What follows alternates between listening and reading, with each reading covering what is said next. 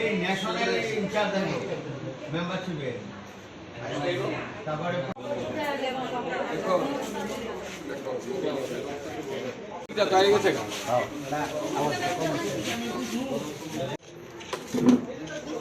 ভাই একটু মোবাইল না। সাতরামনগর মণ্ডল অন্তর্গত ৩৫ নম্বর ওয়ার্ডের ১৭ নম্বর বুথের যে ভারতীয় জনতা পার্টির কার্যকর্তাদের উদ্যোগে আজকের এই স্বাস্থ্য শিবির আমাদের রাজ্যের আদরণীয় মুখ্যমন্ত্রী প্রফেসর ডাক্তার মানিক সাহাজি যে চেতনা যে সারা ত্রিপুরা রাজ্যে ভয়াবহ বন্যার কবলে থাকা মানুষগুলির পরবর্তী সময়ে স্বাস্থ্যের খোঁজখবর নেওয়া এবং বিভিন্ন ধরনের রোগের প্রাদুর্ভাবের প্রাক মুহূর্তে বিভিন্ন জায়গায় স্বাস্থ্য শিবির করার আহ্বান রেখেছেন।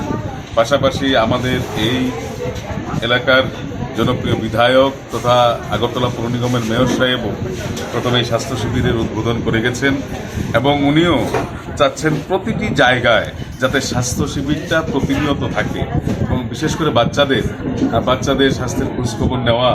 আজকে এখানে জয়সুন্দরী নগরের যে একটা স্কুল রয়েছে স্কুলের মধ্যে হচ্ছে, স্কুলের বাচ্চাদেরও দেখানো হচ্ছে।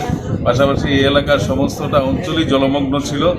এই জলমগ্ন থাকায় এই এলাকার সমস্ত বাড়ির লোকজনেরাই আজকে স্বাস্থ্য শিবিরে এসছেন এবং এই স্বাস্থ্য শিবিরটা করা খুবই প্রয়োজন ছিল। আমাদের মুখ্যমন্ত্রীর আবেদন এবং আমাদের মেয়র সাহেবের আবেদনে সাড়া দিয়ে এলাকার সমস্ত জনগণই সমস্ত ভারতীয় জনতা পার্টির কার্যকর্তারা সেই কাজটি করছেন।